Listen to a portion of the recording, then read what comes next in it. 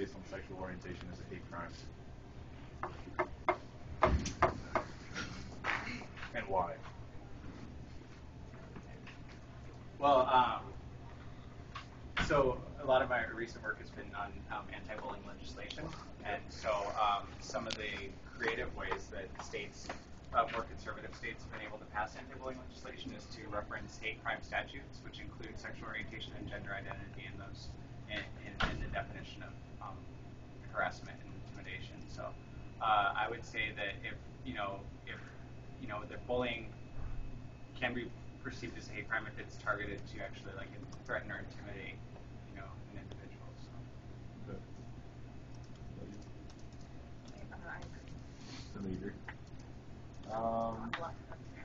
Okay. Are you willing to share your personal experiences with bullying based on sexual orientation? Like, have you had personal experiences watching it, seeing it, been a part of it yourself? Yeah, absolutely. So in high school, I grew up in a rural community outside of Phoenix, and it was a pretty conservative community. So there weren't any openly there weren't any older openly gay or lesbian role models in the community. And so in high school, there were two people that I went to school with that were perceived to be gay. That never actually officially identified as gay, but they were perceived to be gay.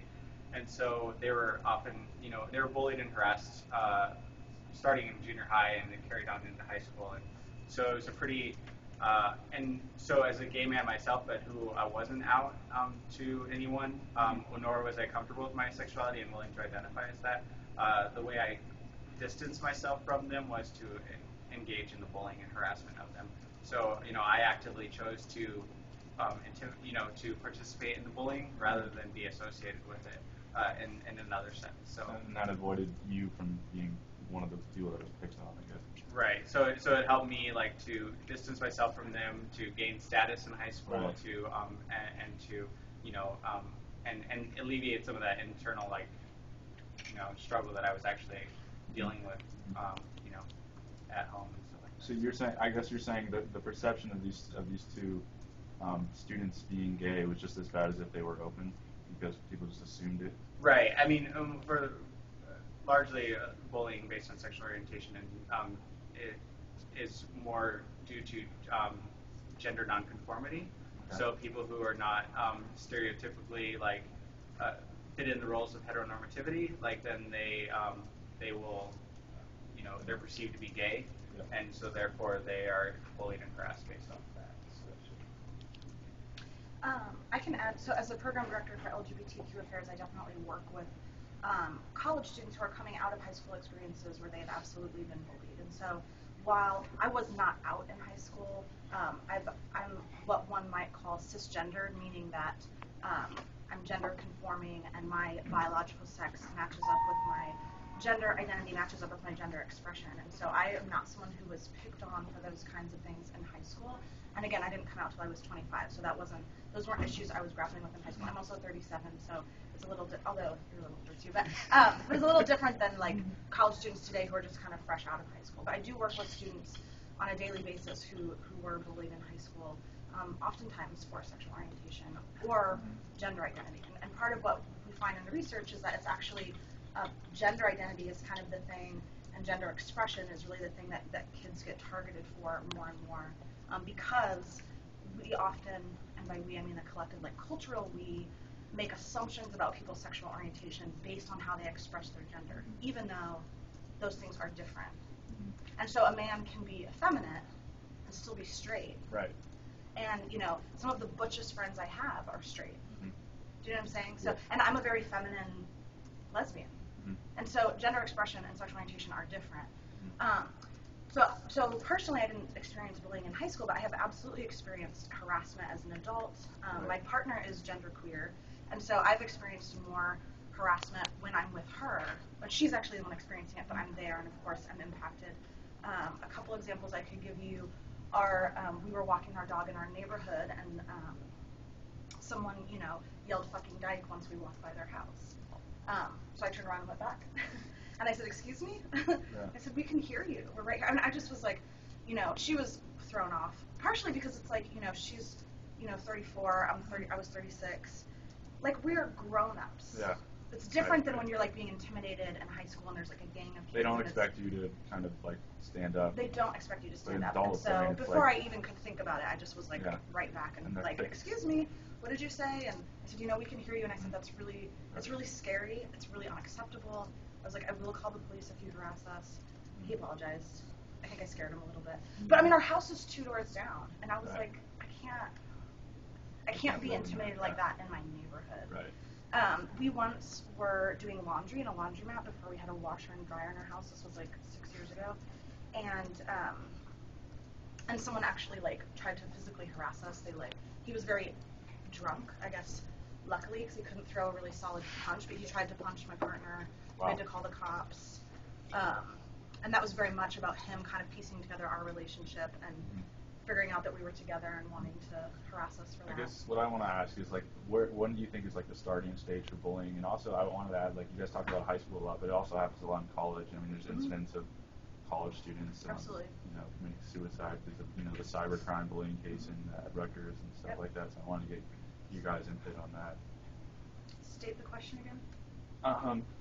So you talk a lot about like sexual orientation bullying starting in high schools, but it also carries over to college. So what do you think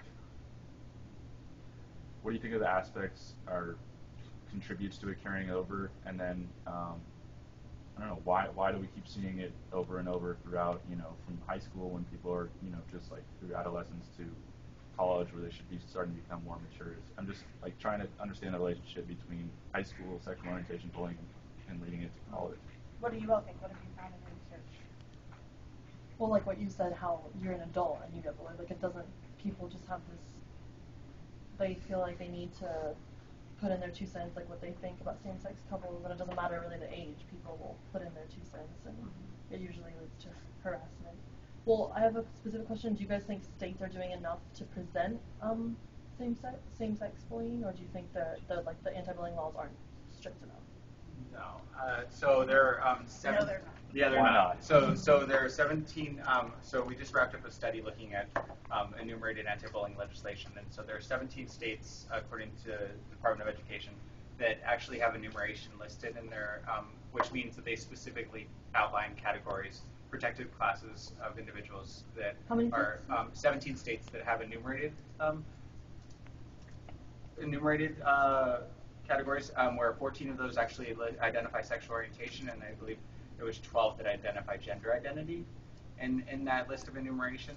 So, and often Enumerating what identities people are bullying based on. right, yeah, and so enumerating enumerating race, like class. race, race, disability, obesity, stuff like that. And So, 12 lists sexual orientation? 14 lists sexual orientation and 12 lists gender identity. Okay. So, And it's important that those are listed separately for the reasons we talked about before. Right. Because, yeah, I didn't know. Yeah, and so surprisingly, some of our research showed that some of the states had more pushback from listing gender identity or expression in their anti-bullying legislation, rather than and less resistance on the sexual orientation aspect. But so some states got creative and they listed gender identity under the definition of sexual orientation.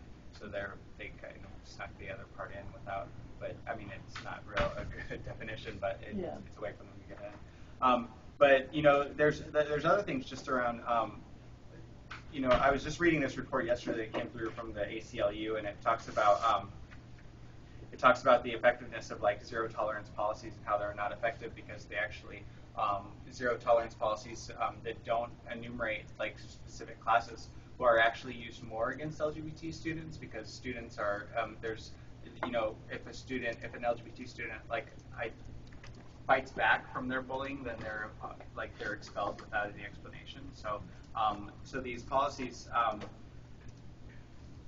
they're not expansive enough.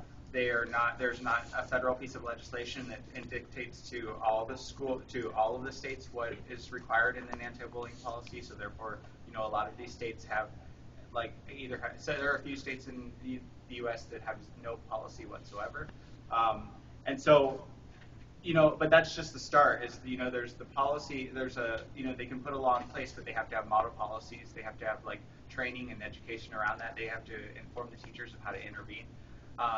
There's other things that that states can do, because one of the things, to get back to your question, is one of the things I think that comes up often is that the way this carries over from high school into college is because a lot of people are coming to college without an education about any sort of LGBT issues, because they're blocked at the legislative level from ever entering the schools.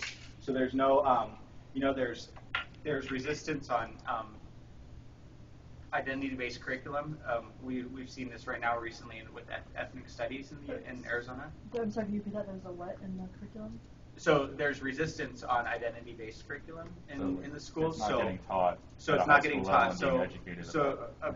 An example right now in Tucson is the ethnic studies program and how it's being eliminated from the schools, where research shows that identity-based curriculum has outstanding impacts on academic achievement for specific students, whether it's ethnic studies or LGBTQ inclusive curriculum, having something to where the students felt like they're actively engaged is good for those students as well as for the school itself. Being educated about issues from somebody, from a culture that you're not familiar with, can help reduce this bias and this. Yeah. I kind of want to ask more specific questions. What are the effects, the direct effects of bullying on the victims, like the bullies and their families? Like, what type of things are they experiencing as they go through this? Well, the thing that we're seeing a lot of right now is just the media attention around suicide, and so that is quite possible. That is the worst outcome that we could hope for a student is that they desire to take their own life and they actually execute that. That impacts the school, the community, the family. Therefore bullying can have this enormous effect on just one community from the harassment of one student. But. Sorry. For the folks who are being bullied who don't commit suicide or don't attempt suicide, there's also depression, missing school. When you look at the GLSEN, and hopefully have you all come across the GLSEN School Climate Survey? No. Yes. We have. Yeah, we made a brochure. Yeah, so that's definitely, other than the research, there's a biannual school climate survey, and you know what, and they basically, talk to LGBT students. We read that something like. They also talk about the consequences for the harassment. So some of that is missing school, some of it's depression. That could ultimately lead to attempted suicide or in some very sad cases, completed suicide, and certainly, we hear some of that branches out into the mass media. So the Tyler Clemente case is one that we've all heard a lot about. But this has been happening for a long time and not getting any media attention. So it's for those of us in the community doing this work, this is nothing new. But I think for the rest of the world, because it kind of made the jump to mainstream media, there's a lot of attention on it. Which is, I'm whatever it takes to kind of make change, I'm for. But this isn't something new. This is something that's been happening for a long time, and it's been happening. There's a lot of silence around it, which is why getting mainstream media attention is very interesting, because before very recent kind of cases, and not just Tyler Clemente, but there was a whole slew of them 2 falls ago. The brutal one? Was that? No, that was before the one she's talking about, right? I think the one you're talking about is the one right before, just right around the Tyler Clemente case. Tied to a fence. Matthew Shepard. Matthew Shepard was back in 93. Yeah. But are you talking about the one where? Or 98. Sorry. Yeah, 98. Sorry. There was Asher Brown and. Asher Brown. Yeah, there was 8 of them that got a lot of media attention the same fall as Tyler Clemente. Yeah.